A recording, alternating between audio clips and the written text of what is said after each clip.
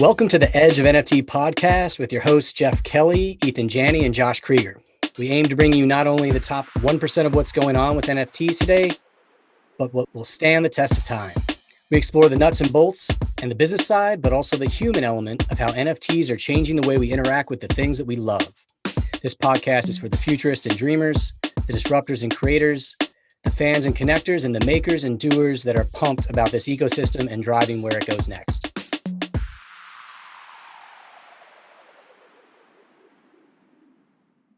Welcome to the Edge of NFT with your hosts, Jeff Kelley, Eathan Janney, and Josh Kriger, the podcast that brings you the top 1% of NFTs today and what will stand the test of time. We explore the nuts and bolts on the business side and also the human element of how NFTs are changing the way we interact with the things we love. This podcast is for the dreamers, disruptors, and doers who are pumped about this ecosystem and driving where it goes next. Today's episode features Joel Cassady and Ross Venokur. Let's get a little bit about him each. Joel Cassady is a member of the band Walk Off the Earth, the hugely viral platinum-selling indie pop rock group who have sold out headlining concerts in more than 50 countries and notched over 1 billion views on their YouTube channel alone. The members of WOTE are part of the founding team of the HolidaVerse, a metaverse that will aim to spread year-round holiday spirit through cultural education, inclusion, acceptance, and awareness. They intend to commence production on the HolidaVerse movie, Ornamental, in early 2022. Let's get a little bit about Ross. Ross Venokur is a director of animated films and a writer of TV, film, and children's books. Ross has written original pilots and screenplays for the likes of Disney, Fox, Warner Brothers, DreamWorks, the Jim Henson Company, and trust me, many, many more. He's directed or is in process with CG films featuring the likes of Demi Lovato, Avril Lavigne, Jimmy O. Yang, John Cleese, and many more of those as well. In early 2021, Ross was half of the team responsible for, if you remember it, the John Cleese Sells the Brooklyn Bridge NFT, which was publicized all over the world. Ross is also the co-founding partner of EDH Animation Co-op, currently in production on the first 14-episode season of Walk Off the Earth in Space. Welcome, guys. Thank you, guys. Thank you so much for having us. Yeah, Great to be here. Super Yeah, really been pumped about this episode, guys. Us too. Yeah, we've been talking about, we've been emailing back and forth, all kinds of fun ideas and whatnot, some of which our listeners will get to experience a little later in the episode. And look, man, let's dive right in, guys. So HolidaVerse, all right, the first NFT to fund a film one frame at a time. Super cool concept. Like, tell us about the origin story. How did this all come together? All right, well, we, like you guys said in the intro, Joel and the band Walk Off the Earth and I have had this great experience of getting to work together on this series called Walk Off the Earth in Space, which is an independently financed animated series. And, along the way, sort of stemming from some of the NFT stuff I did last year, I realized that, in making animation, we are just making thousands of digital JPEGs every day. We're just making so much art.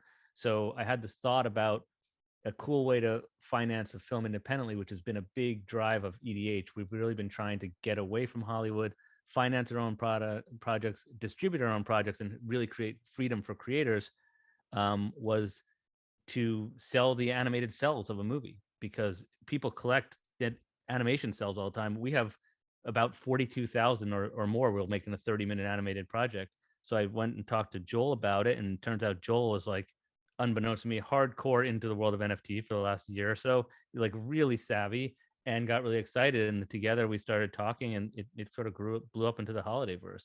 Let Joel talk a little about that. Yeah, man. I had no idea that Ross had secretly been involved, maybe not so secretly involved, back in March of 21 with John Cleese. No big deal. Ross is the most humble guy ever, and he's worked with like the top of the top in Hollywood, and he just like never talks about it. So I'll do it for him. He did this thing with John Cleese, and that was his opportunity to get his feet wet in this wild and wonderful world.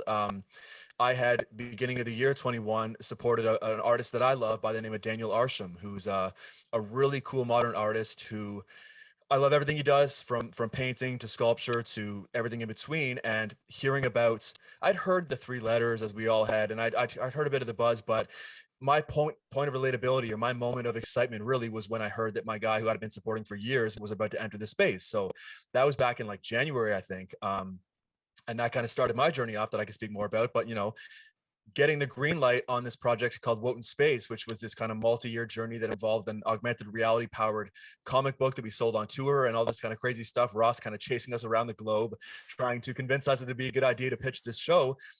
The COVID hit, the pandemic hit, and we actually had a chance to get that greenlit. So putting our heads together and working on this show that has employed 100 people and is like this thing where we jump on Zoom and we do these recording sessions where someone's checking in from India, someone's out in London, England. You know, here we are in the Toronto area. There's Ross and his team either in California or now in Washington State doing these sessions, and him and I get chatting. Turns out he had written this kids book called Ornamental, about a red ornament who gets thrown out with the Christmas tree and actually has to find his way back to Christmas, so to speak, by linking up with the mascots, so to speak, of other holidays throughout the calendar year to find his way back to Christmas. And at the time, he was already in talks with some major publishers to get that pushed out in the conventional way. But because of the history of the band that I come from and the ways in which we've been able to kind of sidestep big establishments, so to speak, over the years, right, with record labels and really a whole host of kind of the big guys that's are really good at infringing upon IP and on creativity and kind of like, you know, really taking that away from artists, and that being kind of the only point of exchange where if you want to be heard and seen, you want to be a star, you got to do this and that kind of thing. So it's the band that I come from had a big moment just over a decade ago where we put up a video on YouTube, which at the time was the best thing in town as far as, wait a minute, this is like this first era of, we're talking a few months after Justin Bieber, our buddy from down the road, had just blown up on YouTube, right? This is an early kind of like phase one era of, okay, so we can put stuff direct to fan up online, and we can own our own YouTube channel, and we can monetize that with Google AdSense, and we don't need to go to that big studio or that financier or whatever it is, right?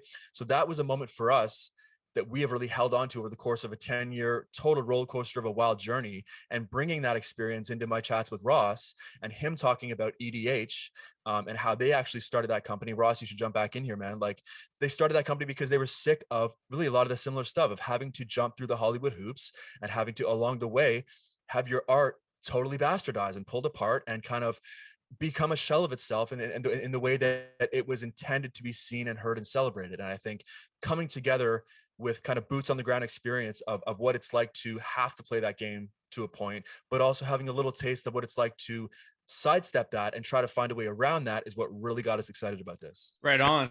Yeah, I mean, well, Ross, let me ask you, these NFTs, these ornaments, they're sort of aiming to disrupt and upend Hollywood. What has that meant to you, and how do they allow holders to be part of the movie building process from the start to finish? Yeah, I mean, disrupting Hollywood has become the mission. You know, I've been part of Hollywood in different ways for 27 years, and I've had many great experiences there, of course. But in the last 10 years, I really, it started with the writer's strike back in, I think, like 2008 or so longer than 10 years ago now. Just realized everything was changing, and not necessarily for the better for writers. And it was already, yeah, I'm no complaints. I had a very lovely career, but it, like, you just constantly are creating. And then the moment you are lucky enough and fortunate enough to sell or to get financed, you become essentially work for hire on your own project. You no longer have creative control. You are, you know, money gets involved. That costs something. There's no such thing as free money. So, like Joel mentioned, I had a couple experiences in the indie animated world. The first two movies I made, and it was great and fantastic to get to make it. But at the end of the day, same thing. The financiers can come in, and it just felt like these things take years to make, and at the end you get your teeth kicked in every time, and you're like, this was like the last movie, Charming, which was on Netflix and is really not my version of the movie, was written for my three daughters. It came out of experience I had reading to them every night and raising them, and it was very personal to me, and that led to a very sort of dark moment at the end where I was like, I'm never doing this again. And that's actually, EDH was born of that. My wife created it, saying, we need to create a place that will protect you, and then you can keep doing the thing you love. And we quickly realized, if we could protect me, we could protect all sorts of artists. And so the idea was, you know, take for instance, like the Minions, you know, the guy who designed the Minions, who drew that little yellow guy the first time, probably made, you know what, $1,000 that week or something. That Minion has gone on to make billions of dollars, and that artist has never seen another penny. So when we talk about disrupting Hollywood, you know, it is, the desires of EDH are so aligned with NFTs, which is protect the artist give the artists continual revenue from their creations. If it goes on and sells the royalty models and the smart contracts, it's just so exciting to us. And to answer your question about how it allows holders to participate, it aligns perfectly with that, because once Joel and I got talking about what the HolidayVerse could be, it was such a natural fit. We didn't even realize until a month later that I told Joel, oh, by the way, did I ever tell you EDH stands for Every Day's a Holiday? It was just like a coincidence. Like we were already trying to form a company to get away from it. Then we start the HolidayVerse.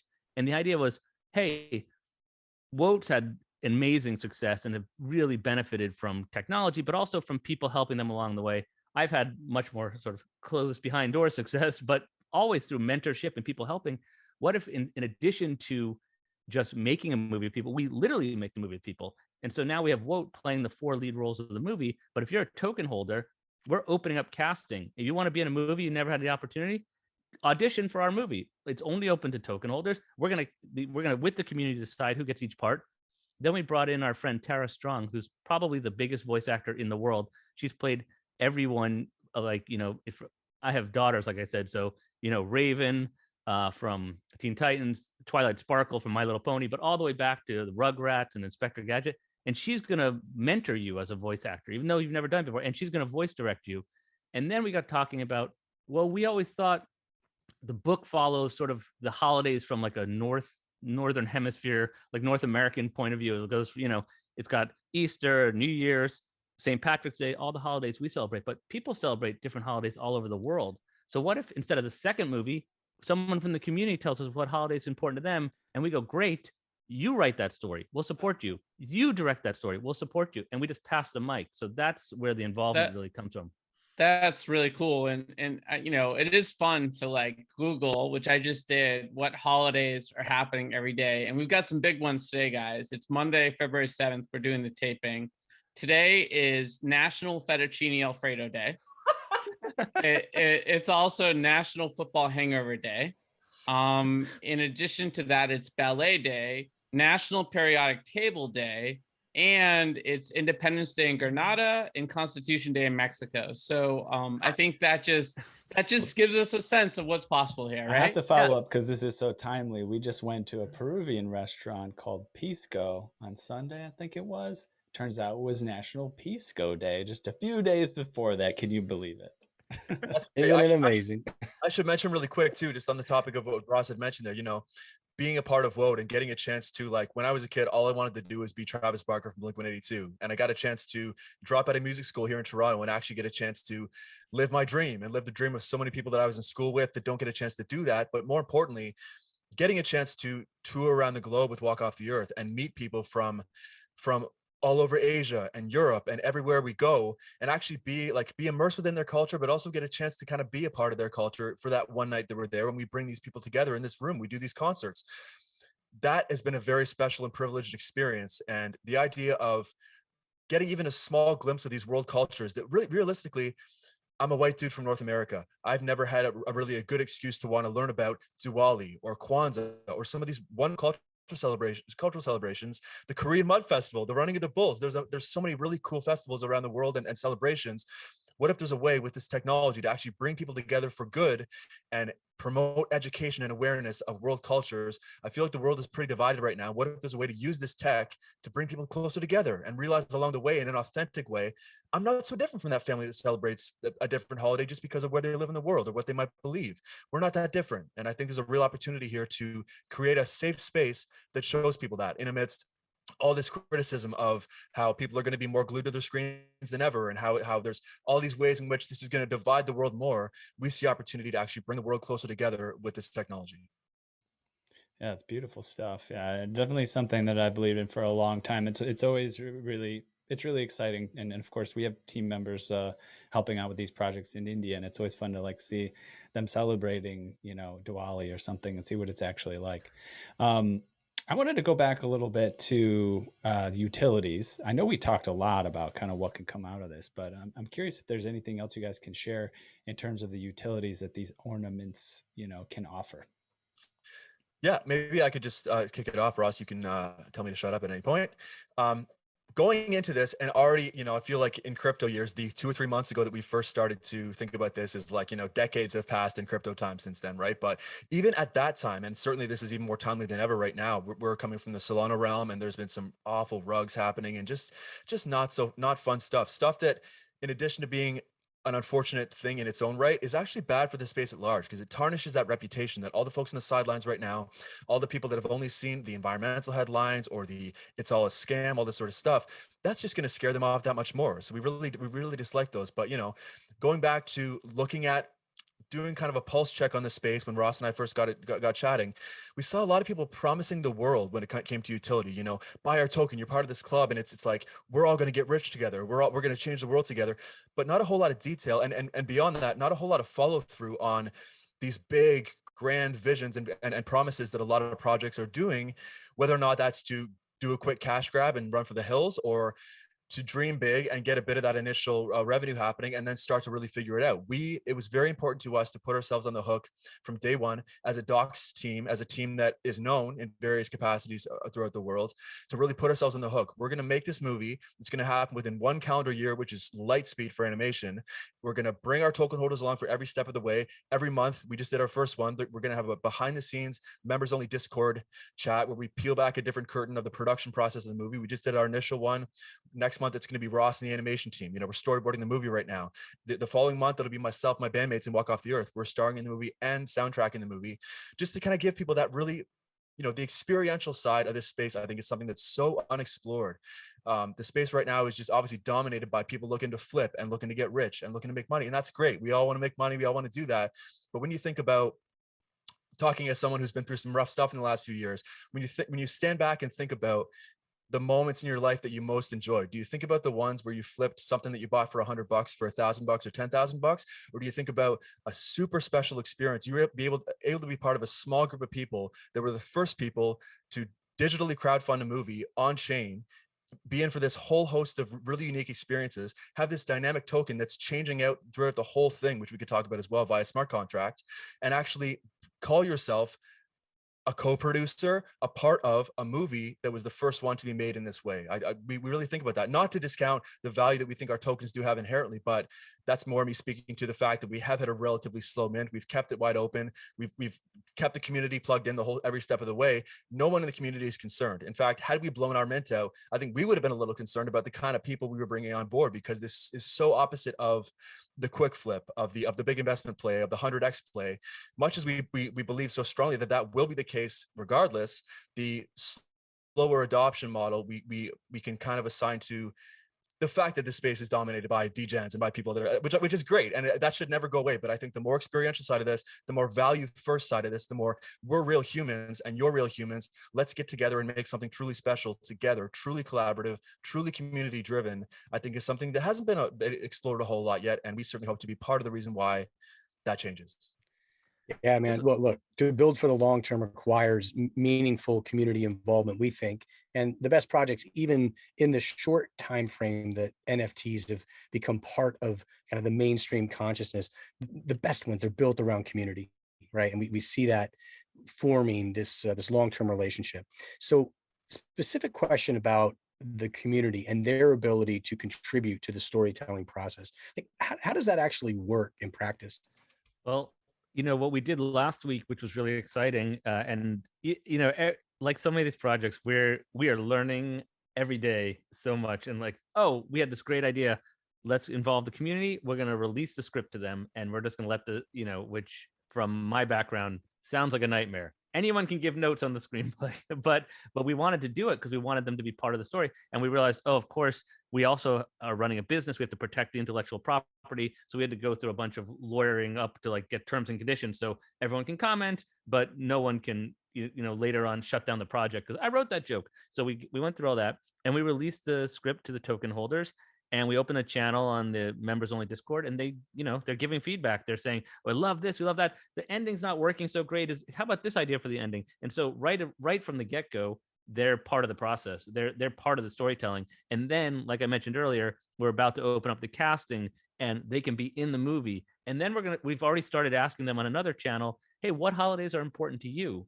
because we're building out a universe. We like to think of ourselves as on the road to making the Marvel universe of holidays. And so let's identify the next holiday that the community is most interested in. We just found out that I think 64% of our community is outside of the United States. So they're coming at with all sorts of interesting, cool ideas and holidays we never heard of. And we're going to identify one of them, and we're going to mentor these people who are interested in writing their story. We're going to create a children's book for each of them, and then the matching animated special. Because on the most fundamental level, this idea came, ornamental was, I just always wanted to write my own Grinch Who Stole Christmas or Charlie Brown Christmas, because those are such a cornerstone of growing up in our experience.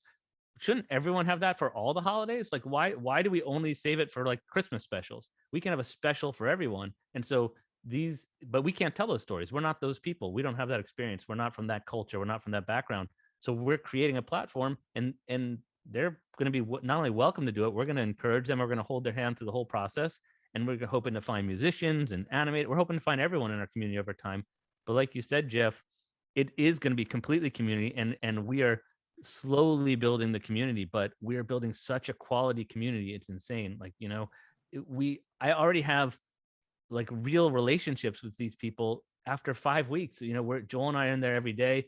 I'm trying to buy a farm in Arkansas. Someone lives in Arkansas. He's advising me on how to buy land there. I mean, like these are real relationships with real people. And that's been the part that has blown my mind. I knew it was about community, but I didn't realize how real that was and how quickly that became real. Yeah, that it's so awesome. We love that side of it. And we've had some amazing conversations with some of our audience in Discord. And that's why we're doing NFTLA. And Joel's so excited that you can come by, man, and talk a little bit more with us about what you're doing there. Can't wait. But look, we've talked about the metaverse, we've talked about the movie.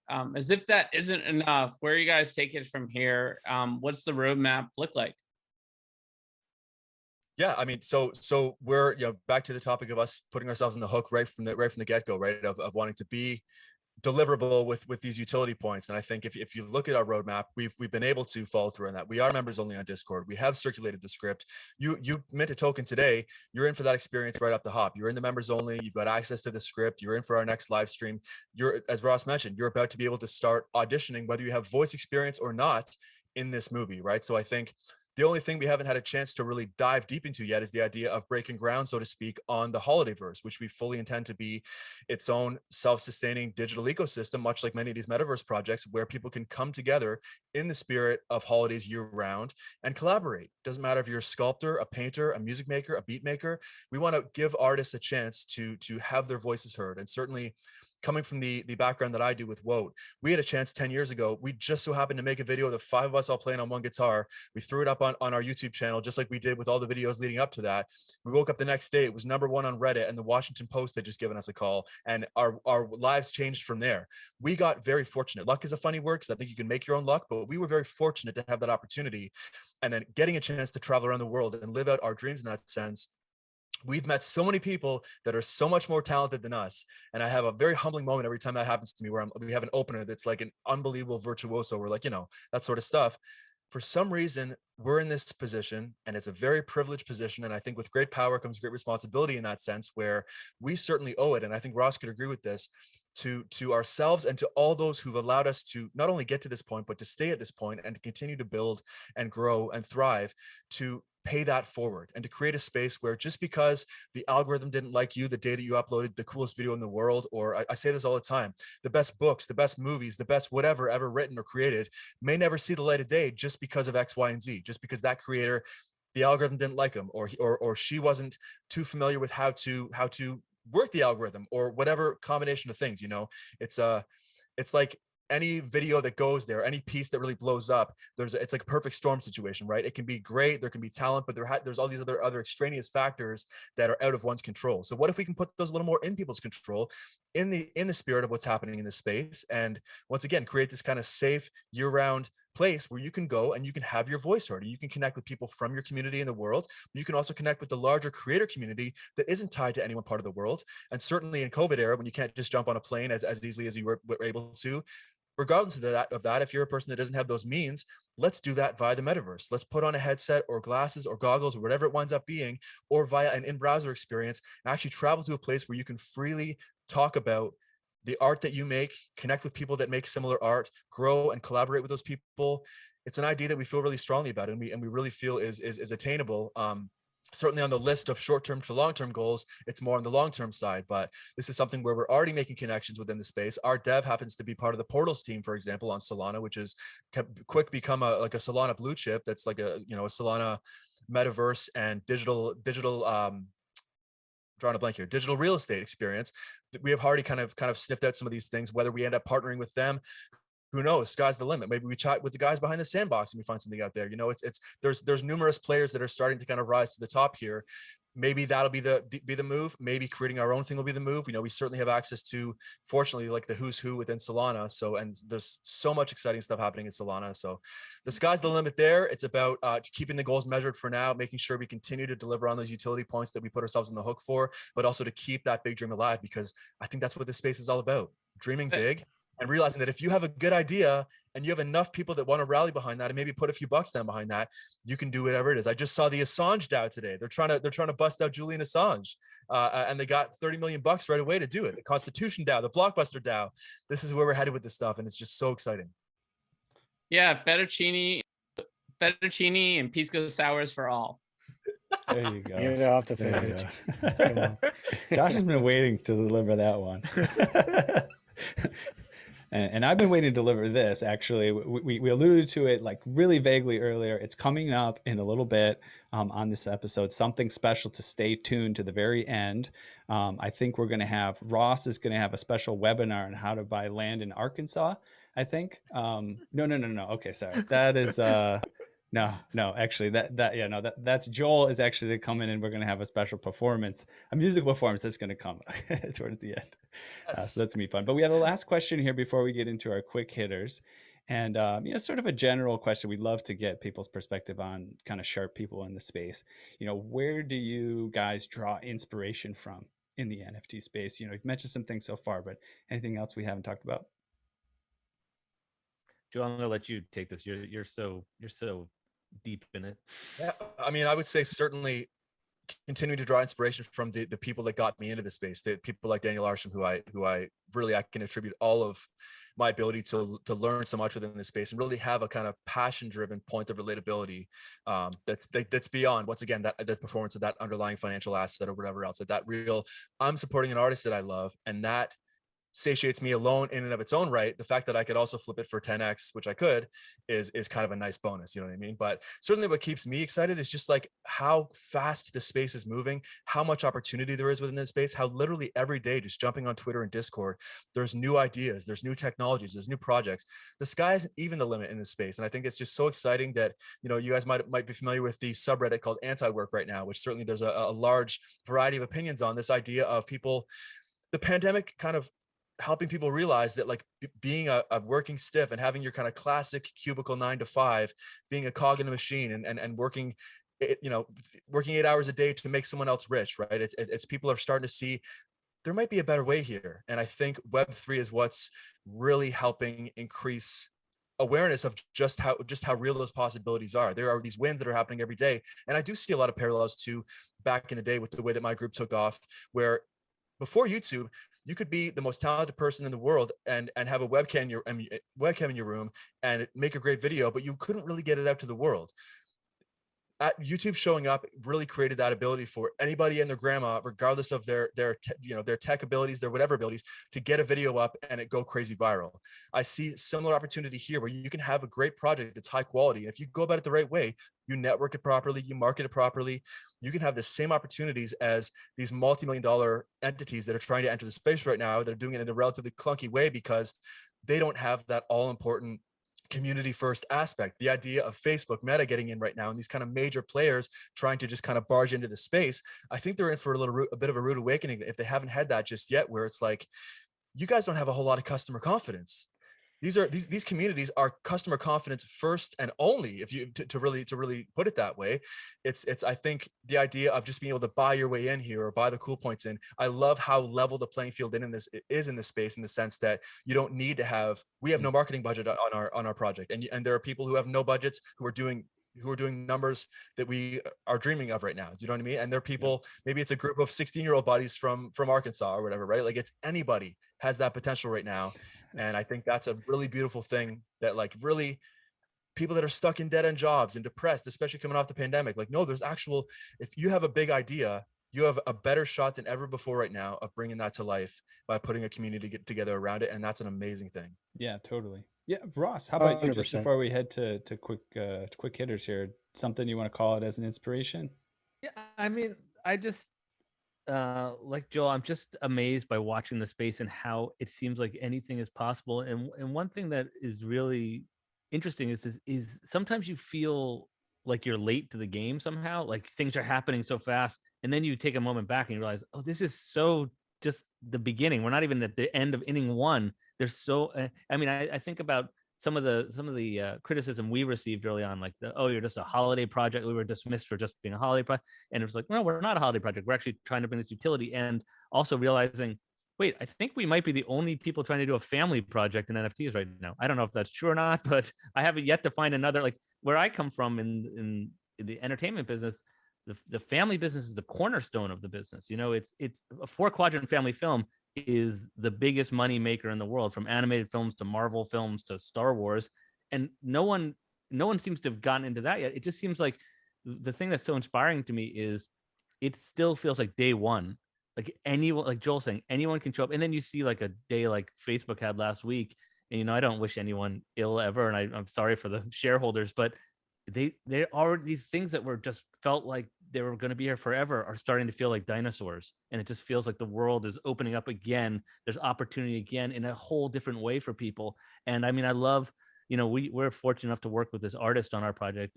He goes by the name Gonzo, Jason Gonzalez, and he's an incredible artist who's been at it for like 30 years and has done some cool stuff. But a guy like that suddenly getting in the spotlight and being like, like love on this guy. He's so talented, and that anyone could. And now he's been inspired, and he's talking to us about maybe trying to do his own NFT, and like, and just to find people and help them, and to see when we started this, you know, one thing that's so inspirational is we started HolidaVerse, and I had this one experience with an NFT on Ethereum last year. It nearly scared me away from the experience. I mean, I made every possible mistake you could make on the John Cleese project. And then we come into Solana, and we have this idea of bringing real utility, real value. And these like huge hitters in the space just were so open to us and were encouraging us to succeed. And how can we help you? Can we host a Twitter space for you? Can we post some stuff on Twitter for you? And that there's this camaraderie here of people who are like, no, we see that this is going to be great for the world. We believe in the world. Let us help you. That has been mind-blowing to me. So I mean, what I'm really inspired by right now, because I'm a little bit head in the sand on this project because it's day in and day out, has just been the other people in the space, and how, you know, because you get this idea like they're all crypto guys, NFT, you know, they're like some of the nicest, most collaborative people I've ever met in my life. I've met in the last 2 months just being in the NFT space. Yeah, it's a special space, and there are very few, I think, industries or categories that are built around such definitive community, you know, and the part of narrative storytelling, the part that it plays in this is so interesting as well to some of the best projects, and it feeds into that community orientation. So really interesting to see. Guys, thanks so much for sharing all those details with us. Listeners, dive deeper. There's so much more here to uncover. Really exciting stuff. You know, we have such really cool people. We're so blessed to have such really cool people on this show, and this has also just been a lot of a blast here with everyone that's come through. So we appreciate you guys being here. Yeah, thanks so much. Right back at you guys, man. You guys are doing a great thing, and this is leading by example and highlighting kind of projects that are trying to do this stuff for good, right? To achieve good and positivity, and really spread that kind of good education and awareness is what it's all about. And you guys are doing a fantastic job at doing that. So much love to you guys, and keep it going, because the space needs it. Yeah. Thank you guys so much for having us on. It's been such a pleasure. Yeah, Appreciate it. And April 20th, guys, is Cannabis Day. Another great holiday. Not one we didn't know about. and of course, like, and up next, right, for the listener and for the YouTuber, we'll have a featured piece of music from Joel and his team. So look out for that coming up next, and then we'll pop out of our episode. Edge of NFT, what's going on? It's Walk Off the Earth. It's an honor to be here with y'all. We've got some songs for you right now, so check it out. When the tears are rolling down like a river to the ocean, and there's no one else around, you won't question my devotion. Everybody needs somebody, and you got me. You know that I know that you know that I'll be there for the highs and lows. Give you mine if your heart gets broke. By your side when you're all alone, I will be there. When you're down on your luck, no ride home and you got you drunk. 2 a.m. I'ma pick you up. I will be there. I'll be there, I'll be there, I'll be there for you. I'll be there, I'll be there, I'll be there for you. When you're down on your luck, no ride home and you got too drunk. Whoa, I'll be there, I'll be there, I'll be there for you.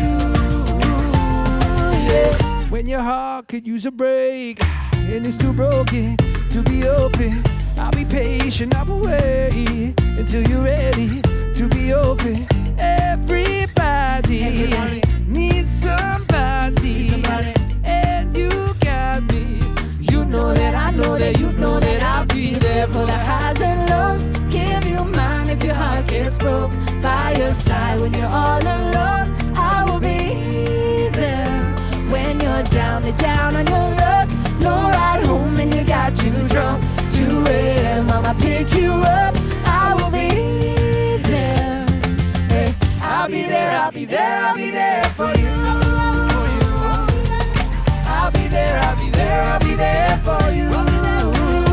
When you're down on your luck, no ride home and you got too drunk. Whoa, I'll be there, I'll be there, I'll be there for you.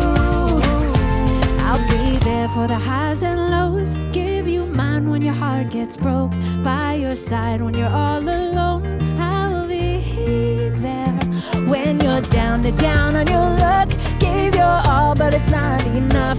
Take my hand and I'll pick you up. I will be there. I will be there for you. I'll be there, I'll be there, I'll be there for you. I'll be there for you. When you're down on your luck, no ride home and you got too drunk. Whoa, I'll be there, I'll be there, I'll be there for you. I'll be there for you.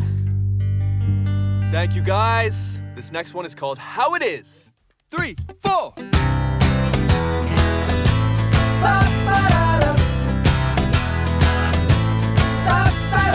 Beauty queens and libertines and beggars on their benches, they go to sleep and dream like you and I.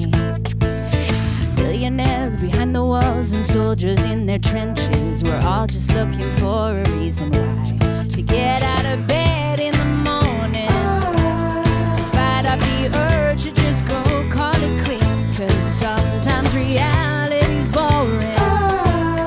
And it's a shame, but it's just how it is. Everybody's gotta live, and everybody's gonna die. Everybody try to have a good time. I think you know the reason why. So pour a drink, have a smoke, 'cause we all got our vices. Just doing what we need to get by. Wear a dress, your Sunday best, whatever you feel nice in, 'cause God knows we all need a reason why to get out of bed in the morning, to fight off the urge to just go call it quits, 'cause sometimes reality's boring. And it's a shame, but it's just how it is. Everybody's gotta live, yes they do, and everybody's gonna die. Everybody try to have a good time. I think you know the reason why. stars in history repeating. We build our little boxes, you and I. So cross your heart or read your cards, whatever you believe in, 'cause God knows we all need a reason why. To get out of bed in the morning, To fight out the urge to just go call it quits, but sometimes reality's boring. and it's a shame, but it's just how it is. Everybody's gotta live, and everybody's gonna die, die, die. Everybody trying to have a good time. I think you know the reason why. To get out of bed in the morning, fight up the urge to just go call it quits, 'cause sometimes reality's boring. And it's a shame, but it's just how it is. Woo! Thank you so much. Thank you so much for having us, y'all. This last one is called Red Hands. 1, 2, 3, 4. Oh yeah. Oh yeah. That gun is loaded. I know that I messed up a few times, or what you want to call it. I know if I fell down, you'd change the way that I saw it. I put it on the line for this time only. Is that what you really want? Ho, check. I can't see that I got red hands. I'm colorblind, sing day, oh. Don't put the blame on me, child. Damn thing going wild, oh, day, oh. Never wanted to be fooling you. I can't believe I was fooling you. Is that what you really want? Oh yeah. Oh yeah. That gun is loaded. That gun is loaded, but it's not in my head. That gun is loaded, but it's not in my head. The fire burns, I'm not the one with the match. That gun is loaded, but it's not in my head. Oh yeah. Oh yeah. That gun is loaded. Woo! I've seen it all before. You're back out and everything's changing.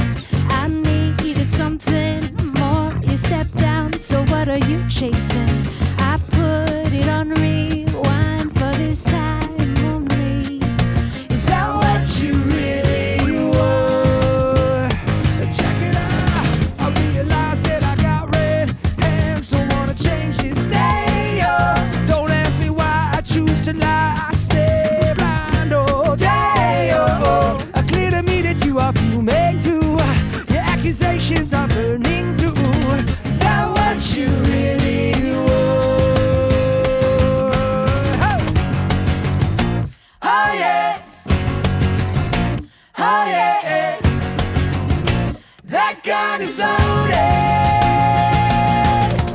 That gun is loaded, but it's not in my head. That gun is loaded, but it's not in my head. The fire burns, I'm not the one with the match. That gun is loaded, but it's not in my head. Oh yeah. Oh yeah. That gun is loaded. Oh yeah. Oh yeah. That gun is loaded. Woo! Edge of NFT, thank you so much. We had a blast. We hope you liked listening. Take care. We'll see y'all at NFT LA. Peace out.